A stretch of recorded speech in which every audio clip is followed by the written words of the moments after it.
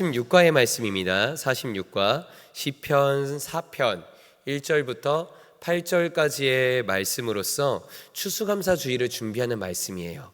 응답하신 하나님께 감사하라 라고 이렇게 제목으로서 우리들에게 은혜를 주고 있는데요. 응답하신 하나님, 한 해를 돌아볼 때에 우리 이곳에 계신 속장님들, 인도자님들 어떤 기도의 내용을 주님 앞에 올려드렸고 또 그 기도의 내용을 주님께서 들으시고 어떻게 응답하여 주셨나요? 한번 이 한 주간 추수감사주일 이렇게 준비하며 특별 새벽 기도회를 드리고 있는데 한번 생각을 해보셨나요? 난 하나님께 어떤 기도를 드렸고 또 하나님은 그 기도를 들으시고 어떻게 나에게 응답하여 주셨는가.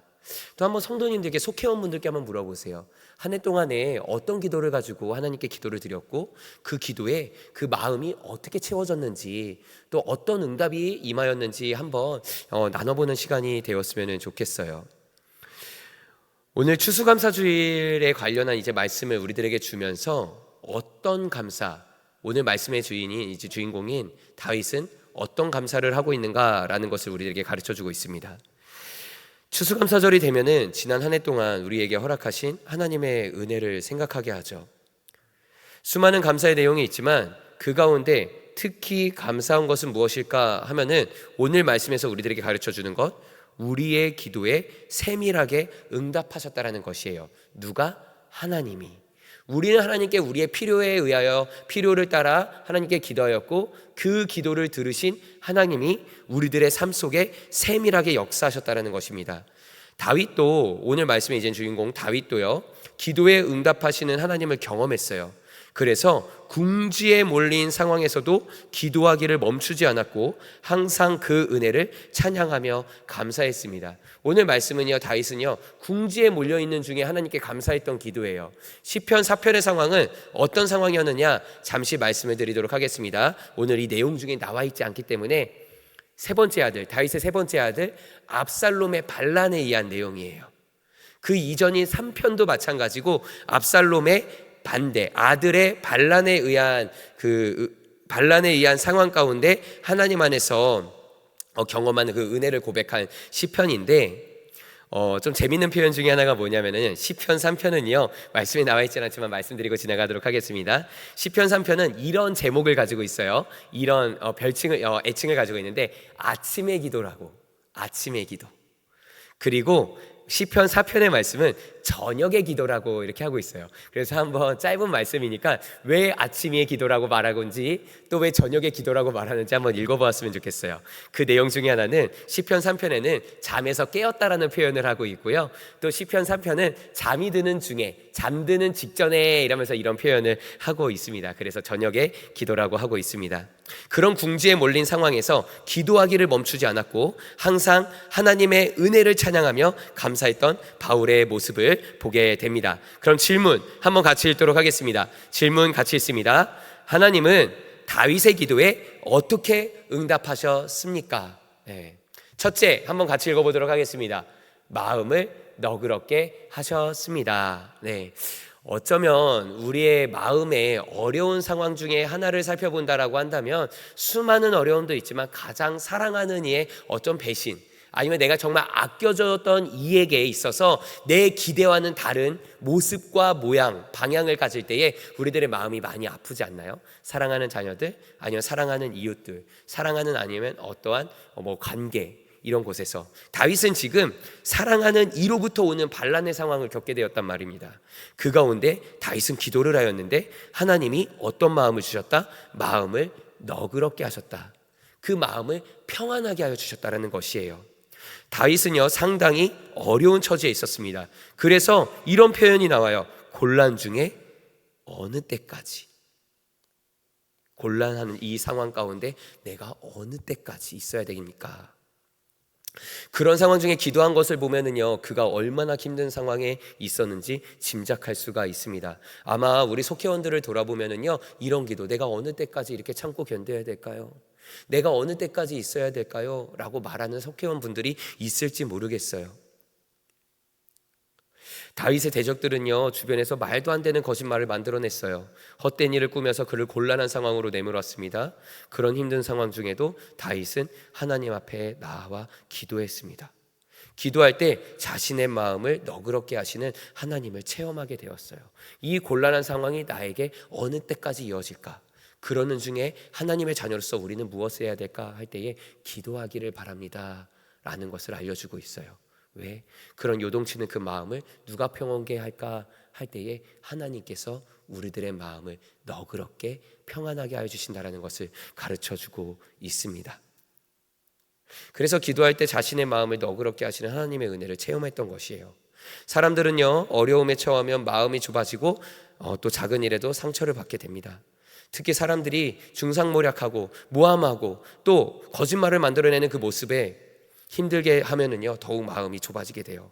근데 그렇게 힘들고 답답할 때 무엇을 해야 될까? 기도하면 내 마음을 만져주시고 너그럽게 하시는 하나님의 은혜를 체험할 수 있습니다. 그래서 속회원 분들에게 기도합시다, 기도하세요 라고 보다 이런 표현이 더 아름다울지도 모르겠어요. 함께 기도할게요. 우리의 역할이지 않을까요? 기도하세요. 왜 기도하지 않아요? 이게 아니죠. 우리 함께 기도합시다. 손을 붙잡아주면서 따뜻한 손길로. 그렇습니다. 그럴 때에 하나님의 은혜가 함께할 때에 우리들의 마음을 평온케 하여 주시는 그 은혜를 경험하게 될 줄을 믿습니다. 다윗이 이 은혜를 경험하게 된 것이에요. 둘째 읽도록 하겠습니다. 둘째 있습니다. 시작. 택하심의 은혜를 더욱 확신하게 하셨습니다. 네.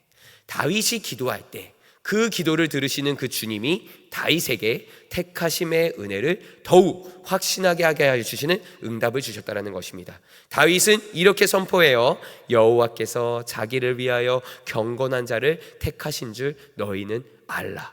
여호와 자기를 위하여 경건한 자를 택하신 줄 너희는 알라. 그럼 그 경건한 자가 누가 될까? 이 말씀을 읽는 우리예요. 말씀을 읽는 우리를 주님께서 선택하셨습니다. 그래서 그 선택받은 그 은혜를 누리게 하여 주신다는 것이에요. 떠나지도 아니하고 버리지도 아니하고 함께하여 주신 자는 주님의 은혜를 우리는 기도하며 나아갈 때에 누릴 수가 있습니다. 그래서 다윗은 이런 택함 받음에 대한 확신이 있었기에 기도하면 하나님이 언제나 들어주신다고 자신 있게 말할 수 있었던 것이에요. 그래서 또 따뜻한 손길로 우리는 손을 붙잡아주면서 함께 기도할게요. 우리는 하나님의 사랑하는 아들, 딸들이에요 라고 이야기해주면서 안아줄 수 있는 그런 우리 속장님들, 인도자님들 되시기를 소망합니다. 그런 우리의 믿음의 넉넉함이 우리들에게 필요한 것이에요. 네, 우리도 생각지 못한 고난을 겪으면요, 마음이 크게 흔들려요. 그럴 때 기도하면 하나님께 택함받은 하나님의 자녀임을 확신할 수가 있습니다. 지난 날을 돌아보면서 잠잠히 기도할 때 하나님이 변함없이 나를 돌아보셨음을 깨닫게 되어 그 은혜가 감사하게 될 줄을 믿습니다. 그래서 우리 속회원 분들을 정말 그 따뜻한 손길로 붙잡아주고 안아주면서 얼마나 힘들었어요, 얼마나 아팠어요, 함께 기도합시다. 이 얼마나 아름다운 말인가요? 네, 그렇습니다. 우리 셋째 같이 읽도록 하겠습니다. 셋째 같이 읽습니다. 환경을 뛰어넘는 기쁨과 평안을 주셨습니다. 아멘. 그렇습니다. 기도할 때 환경을 뛰어넘는 기쁨과 평안을 주셨다. 압살롬의 반란은요, 단순한 반란이 아니었어요. 다윗은 도망치는 인생을 또 다르게 살았어요. 사울로부터 도망치는 인생을 살았고요, 아들로부터 도망치는 인생을 살았다라는 것이에요. 이 마음이 얼마나 아프겠습니까? 그럼에도 불구하고 그런 가운데 기도하며 나아갈 때 환경을 뛰어넘는 기쁨과 평안을 주셨다. 사람들은 이렇게 외칩니다. 누가 우리에게 선을 보일 수 있는가? 누가 우리에게 옳은 일을 할 수 있는가? 다윗에게도 마찬가지였어요. 이처럼 불평했지만 다윗은 주의 환한 얼굴을 우리에게 비춰달라며 기도했어요. 원망 섞인 기도를 하겠습니까? 아니면 주의 은혜를 구하는 기도를 하겠습니까? 그렇습니다. 믿음의 사람은요, 어려운 상황일수록 기도에 매달리게 돼요. 다윗 역시 그러했고 여호와를 의지하며 기도할 때 환경을 뛰어넘는 기쁨과 평안함을 얻었습니다. 이 이야기를 하면서 정리해 가려고 해요. 저희 은우가요, 잠자기 전에 항상 기도하자고 해요. 기도하자고 하는데요, 어떤 기도하는지 아시나요? 꿈꾸지 말게 해달라고요. 왜 꿈꾸지 말게 해달라고 기도하지는 아시나요? 꿈에 자꾸 괴롭히는 괴물이 나타난대요. 무서운 게 나타난대요. 저는 이야기해요. 그거 키 크는 꿈이야. 그거 너가 자라나는 꿈이야. 근데 아직 모르잖아요. 너무 무서운 거예요. 그래서 잠자기 전에 항상 기도해요. 꿈꾸지 않게 해주세요. 무서워요. 두려워요. 하나님은 지금 은우는요 하나님을 의지하는 거예요. 세상 어디에도 엄마 아빠도 의지할 수가 없어요. 엄마 아빠는 그 괴물을 이길 수 없나 봐요. 하나님밖에 없던 것이에요. 우리 이 마음에 요동치는 이 마음을 누가 이기게 하여 주실까? 세상의 그 어느 무엇과도 할 수가 없어요. 세상으로부터 오는 두려움이 있기 때문이에요. 그럼 그 모든 것 위에 뛰어나신 하나님을 향해 기도하며 나아갈 때에 우리들의 마음을 평안하게 다스려 주실 줄을 믿습니다. 그러므로 그 환경을 넘어서서 이겨낼 수 있는 힘과 권세의 능력을 주실 줄을 믿습니다. 그것을 전하는 자가 우리가 되어야 돼요. 그래서 따뜻한 손으로 안아주면서 함께 기도할게요. 얼마나 아프셨어요? 얼마나 어려우셨어요? 하나님이 우리의 기도를 들어주실 것이에요. 그렇게 할 수 있잖아요. 그럼 우리가 될 수 있잖아요. 그렇습니다. 마지막 문단을 보라보면은요, 지난 날을 돌아보며 한숨 짓기보다 어려운 중에도 나를 돌아보신 하나님의 은혜를 생각하면 이라고선 표현하고 있거든요. think라고도 나와 있어요. 탄식이 감사로 바뀝니다. thank라고 되고 있어요. 감사의 어원이 어디서부터 나왔냐면요, 생각으로부터 나왔다라는 것을 우리에게 간접적으로 알려주고 있어요. 우리가 감사를 하려면요, 우리는 생각할 수 있어야 돼요. 어떤 생각? 하나님의 은혜를 돌아보는 생각. 그렇게 될 때에 우리는 진정 감사를 하나님께 올려드릴 수 있는 줄을 믿습니다. 그래서 추수감사주의를 앞두고 올 한 해에도 나의 기도와 눈물에 빈틈없는 은혜로 응답해 주신 그 하나님을 함께 나누며 나아가는 우리 모든 40개 속회, 그리고 이 자리 가운데 세워주신 속장님들과 인도자님들 되시기를 주님의 이름으로 축복합니다. 아멘. 우리 묵상 질문 읽도록 하겠습니다. 묵상 질문 1번 같이 읽습니다. 기도할 때 하나님이 나에게 주시는 너그러운 마음은 무엇입니까? 그렇습니다. 2번 같이 읽습니다. 하나님께 택함받은 자녀로서 누린 은혜는 무엇입니까? 마지막 3번 같이 읽습니다. 요즘 내 마음에 주시는 감사와 기쁨은 무엇입니까? 그렇습니다. 기도하는 자가 누릴 수 있는 은혜를 이렇게 3가지 질문으로 나눠놓고 있습니다. 삶에 적용하기 읽고 기도하겠습니다. 속회원들과 가족, 친구, 직장 동료, 이웃 등에게 감사한 점을 한 가지씩 입술로 고백합시다. 특별히 한번 이렇게 고백해 보았으면 좋겠어요. 내 삶을 돌아보기보다 속회원들 때문에 감사하다고 말이죠. 속회원들의 무엇 때문에 이처럼 내 한 해가 너무나도 행복하고 기쁘고 즐거웠습니다 라고 한번 이야기해 볼 수 있는 우리 속자님들과 인도자님들 되셨으면 좋겠습니다. 기도하겠습니다. 사랑 많으신 아버지 하나님, 우리 46가의 말씀은 특별히 추수감사주의를 준비하며 준비하면서 응답하신 하나님께 감사하라는 제목으로 속해 말씀을 나누며 나아갑니다. 나를 지켜주시고 나와 함께하여 주신 주님, 그 주님이 지금도 함께하고 계신 줄을 믿습니다. 속해 가운데도 함께하고 계신 줄을 믿습니다. 감사의 은혜를 나눌 수 있는 우리가 되게 하여 주시고 나누는 중에 더욱더 풍성한 은혜를 누리게 하여 주시옵소서. 언제나 항상 함께하여 주시는 주님, 동행하여 주시는 주님, 채워주시는 주님 감사합니다. 예수님의 이름으로 기도합니다. 아멘. 감사합니다. 평안히 돌아가시기 바랍니다.